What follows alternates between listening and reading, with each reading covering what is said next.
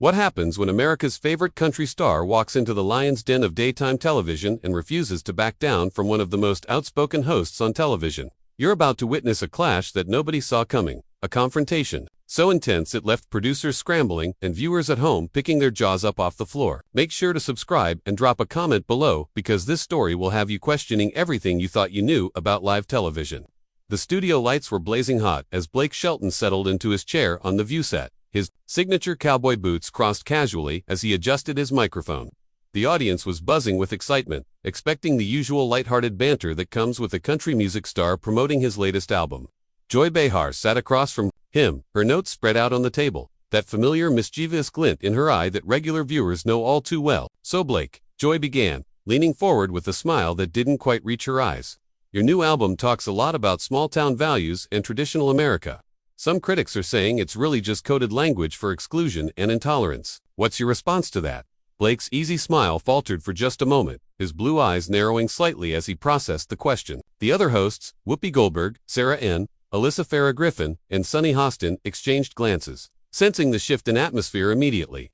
"Well, Joy," Blake replied, his Oklahoma drawl becoming more pronounced, "I think that's a pretty unfair characterization of what I'm trying to say in my music. When I sing about small towns and the people who live there, I'm celebrating communities where neighbors help neighbors, where people work hard and take care of their families. I'm not sure how that translates to exclusion." Joy wasn't backing down. She shuffled through her papers dramatically, clearly prepared for this moment. "But Blake, when you sing about keeping things the way they've always been, when you romanticize a past that wasn't exactly welcoming to everyone, don't you think you're sending a message that change isn't welcome, that certain people aren't welcome?" The tension in the studio was palpable now. Camera operators adjusted their positions, sensing this wasn't going to be the typical celebrity fluff piece. Blake uncrossed his legs and leaned forward, his hands clasped together, his voice remaining steady but with an edge creeping in.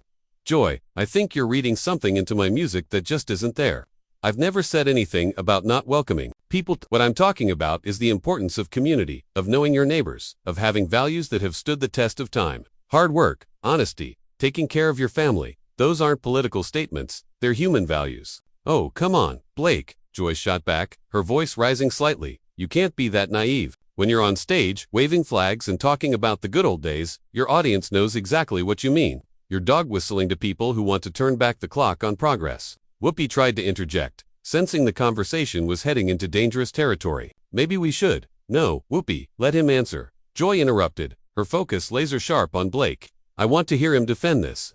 Blake's jaw tightened, but his voice remained controlled, though anyone watching could see the storm brewing. Behind his eyes, "Joy, I've spent my entire career bringing people together through music. I've worked with artists from every background you can imagine. When I'm on that stage, I see faces of all colors, all ages, all walks of life, singing along to the same songs. That's what America looks like to me." "That's a nice sentiment, Blake, but let's talk reality." Joy pressed on, clearly not satisfied. With his response, "Your fan base is predominantly white, predominantly rural, and let's be honest, predominantly conservative. When you sing about traditional values, they hear traditional hierarchies. When you sing about the way things used to be, they're thinking about when women knew their place and minorities knew theirs."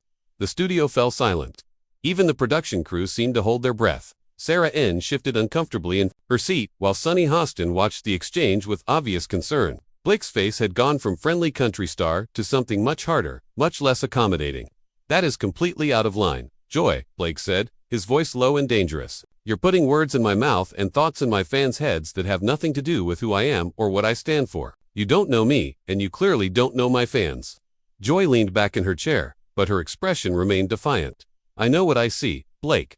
I know what your industry represents, and I know what your audience responds to. You can dress it up in pretty words about community and values, but at the end of the day, you're profiting off nostalgia for a time when America was less equal, less fair, less free for millions of people." Blake stood up abruptly, his microphone still attached, causing a sharp feedback screech through the studio speakers. The audience gasped collectively, and several producers could be seen frantically gesturing from the sidelines. This was live television, and things were spiraling out of control fast. "You know what, Joy? I came here to talk about my music, to connect with fans, to have a good time. But you've decided to turn this into some kind of political ambush where you get to lecture me about things you clearly don't understand.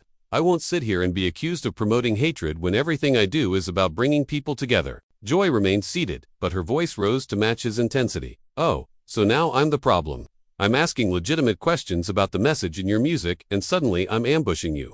This is exactly what I'm talking about, Blake. The minute someone challenges the narrative, the minute someone asks the hard questions, you get defensive and angry. I'm not angry because you're asking questions, Blake shot back, his hands gesturing emphatically.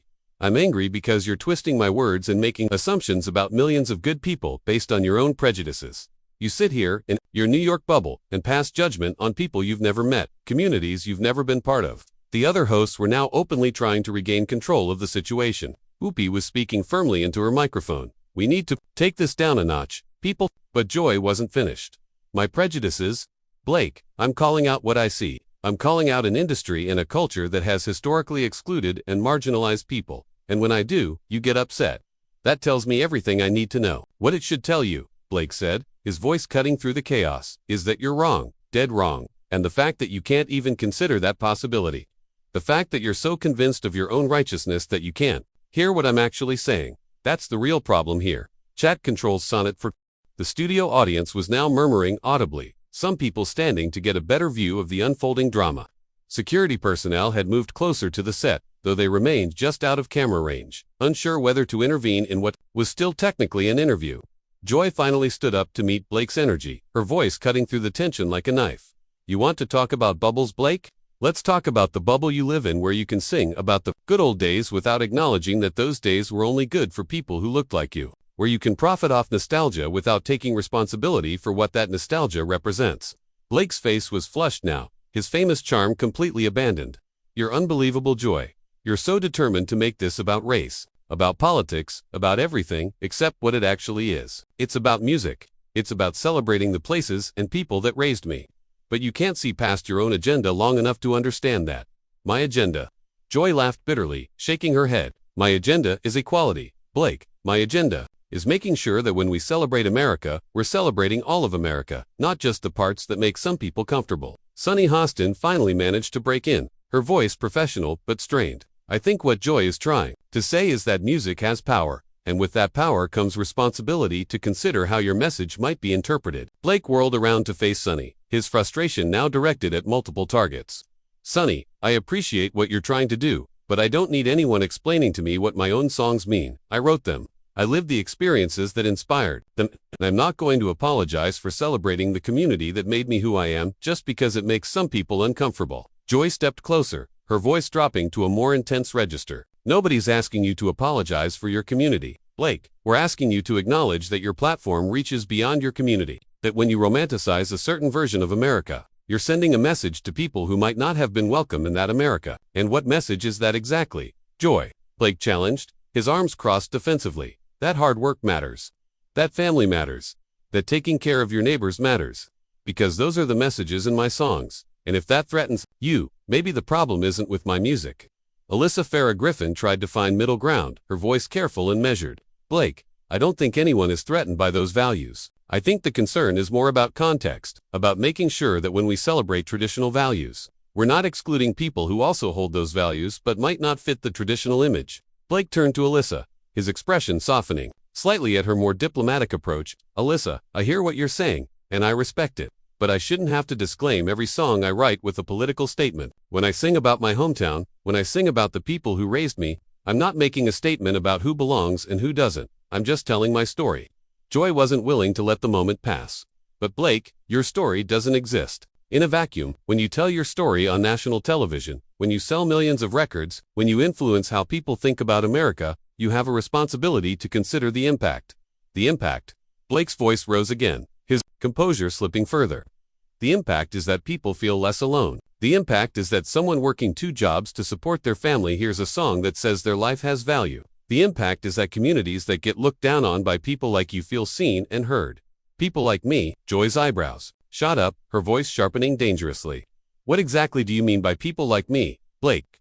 The question hung in the air like a challenge, and everyone in the studio seemed to realize that Blake was about to cross a line he couldn't uncross. The cameras stayed rolling, capturing every nuance of the exchange that was rapidly becoming television history. Blake paused, seeming to recognize the trap, but his anger overrode his caution. I mean people who think they're better than everyone else. People who sit in judgment of entire communities without ever trying to understand them. People who think their college degrees and their coastal addresses make them morally superior to the rest of us. Joy's laugh was sharp and humorless. There it is, there's the real Blake Shelton. Not the aw shucks country boy, but the resentful populist who thinks education and urban living are character flaws. Thank you for finally being honest. Honest, Blake shot back, his voice now loud enough that the microphones were picking up distortion. You want honesty, Joy? Here's some honesty for you. You've spent the last 15 minutes trying to twist everything I've said into something ugly, trying to make me into some kind of villain because I won't condemn the people in places that made me. That's not journalism, that's character assassination. Whoopi was now standing as well, her voice commanding. Okay, everybody needs to take a step back here. We're on live television, and this has gone way beyond what anyone signed up for. But Joy wasn't backing down. No, Whoopi, this is exactly what we signed up for. This is what happens when we actually ask the hard questions instead of just lobbing softballs at celebrities. Blake can't handle being challenged, and that reaction tells us everything we need to know. Blake pointed directly at Joy, his finger shaking with anger. You didn't challenge me, Joy, you ambushed me. You came in with your mind already made up, with your little script about what I represent and what my fans think. And when I tried to give you actual answers, you ignored them and kept pushing your narrative. My narrative is that public figures have responsibility for their messaging, Joy fired back. Your narrative is that you should be able to say whatever you want without consequences or criticism. Well, welcome to the real world, Blake. Sarah N. finally found her voice, trying desperately to salvage something from the wreckage. Maybe we could talk about the music itself, about the songwriting process, about. No, Blake interrupted, his eyes never leaving Joy's face. We're way past talking about music, Sarah. Joy has made it clear that she doesn't care about my music. She cares about making a political point, about scoring points with her audience by tearing down someone she disagrees with. Joy stepped even closer, her voice dropping to an almost whisper that somehow carried more menace than her shouting. I care about the truth, Blake. I care about calling out coded language and dog whistles when I hear them. And if that makes you uncomfortable, if that makes you angry, then maybe you should ask yourself why. Blake's hands were clenched into fists at his sides, his whole body radiating tension. The only thing that makes me uncomfortable, Joy, is sitting here listening to you lecture me about my own life, my own music, my own heart. You don't know me. You don't know what I stand for, and you clearly don't want to know. I know what you just showed me, Joy replied coldly. I know that the minute I asked you to think beyond your own experience, you got defensive and angry. I know that when challenged to consider other perspectives, you retreated into victimhood and resentment. Chat, controls sonnet for. Blake's face went white, then red, his jaw working as he processed Joy's words. The silence stretched for what felt like an eternity before he spoke, his voice dangerously quiet. Victimhood, resentment. Blake's voice was barely controlled now. Joy, you've spent the last 20 minutes attacking everything I stand for, everything I believe in, everyone I care about, and when I defend myself, you call it victimhood. When I refuse to let you tear down good people, you call it resentment. Joy crossed her arms, her stance defiant. I call it what it is, Blake.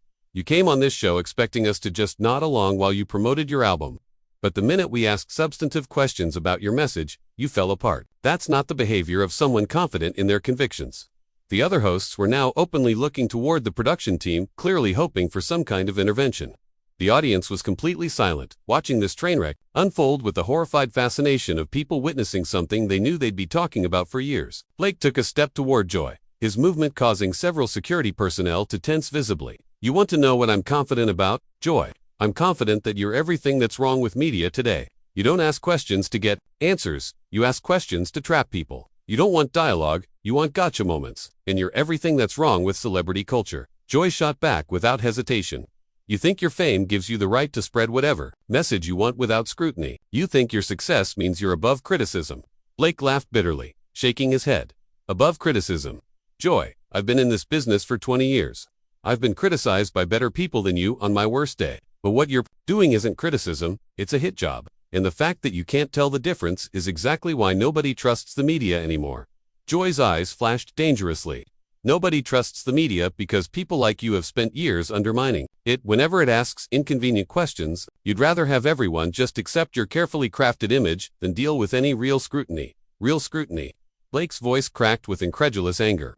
Joy, you came at me with a predetermined conclusion and then twisted everything I said to fit your narrative. That's not scrutiny, that's propaganda. Whoopi made one final attempt to restore order, her voice cutting through the hostility. Both of you need to step back right now. This has gone way too far. But Joy was beyond stopping, her professional facade completely abandoned. The only thing that's gone too far is Blake's reaction to legitimate questions about his public messaging. His meltdown here today proves exactly what I was saying about the defensiveness and anger underlying his whole persona. Blake's composure finally shattered completely. Meltdown, meltdown. Joy, you've been attacking me personally for the better part of half an hour, questioning my character, my integrity, everything I stand for, and you call my response a meltdown. What did you expect me to do? Just sit here and smile while you destroyed me? I expected you to have an adult conversation about the responsibility that comes with your platform. Joy fired back, her voice rising to match his. Instead, you've proven that underneath that country boy charm is someone who can't handle being challenged by a woman who won't back down. The comment about being challenged by a woman was the final straw. Blake's face went completely red, and he ripped off his microphone, throwing it onto the table with such force that it bounced and clattered to the floor. "That's it, I'm done," Blake declared, his voice carrying clearly across the silent studio even without amplification. "Joy, you're a bitter, miserable person who gets her kicks from tearing other people down, and I won't be part of your show anymore." Joy remained seated, but her voice followed him as he turned to leave. "And you're a privileged celebrity who can't handle the truth about his own message." Walking away when the conversation gets difficult, that's very telling. Blake whirled around one final time, pointing directly at Joy. "The only thing that's telling here, Joy, is that you think this was a conversation. This was an ambush, plain and simple, and everyone watching knows it." Several producers were now on set, trying to manage the chaos. One approached Blake with his hands raised in a calming gesture. "Blake, let's just take a breath here. Maybe we can work this out." Blake shook his head firmly. "No, we can't work this out. I came here in good faith, and I got attacked. There's nothing to work out." Joy couldn't resist one final shot. "Good faith." "Blake, good faith would have been acknowledging that your music might send mixed messages to some people. Good faith would have been engaging with the criticism instead of getting defensive." Blake stopped walking toward the exit and turned back one last time, his voice now deadly calm. "Joy, good faith would have been asking me real questions instead of setting traps. Good faith would have been listening to my answers instead of just waiting for your next attack. But you don't know anything about good faith, do you?" The silence that followed was deafening. Even Joy seemed momentarily at a loss for words, perhaps realizing that she had pushed too far, that this had become something far beyond a normal television interview. Whoopi tried desperately to salvage something from the wreckage. "Ladies and gentlemen, we're going to take a quick commercial break, and we'll be right back with more of The View." But Blake wasn't waiting for commercial breaks. He was already walking off the set, his security team flanking him as producers scrambled to figure out what to do next. As he reached the edge of the stage area, he turned back one final time, his voice carrying across the stunned studio. To anyone watching who feels like Joy just spoke for them, you might want to ask yourself if this is really the kind of person you want representing your views. Because what I just experienced wasn't journalism. It wasn't even debate. It was just cruelty disguised as righteousness. And with that, Blake Shelton walked off the View set, leaving behind a studio full of shocked faces, rolling cameras, and the kind of television moment that would be replayed and analyzed for months to come. Joy sat in her chair, her face a mixture of defiance and something that might have been regret, as the reality of what had just happened began to sink in. The cameras kept rolling as producers frantically tried to figure out how to transition to commercial, capturing every moment of the aftermath of one of the most explosive celebrity interviews in daytime television history. What did you think of this explosive confrontation? Was Joy right to press Blake on his messaging, or did she cross the line into personal attack? Drop your thoughts in the comments below, and make sure to subscribe for more incredible stories like this one. Because, when celebrities and controversial topics collide, you never know what might happen next. Jack controls Sonnet for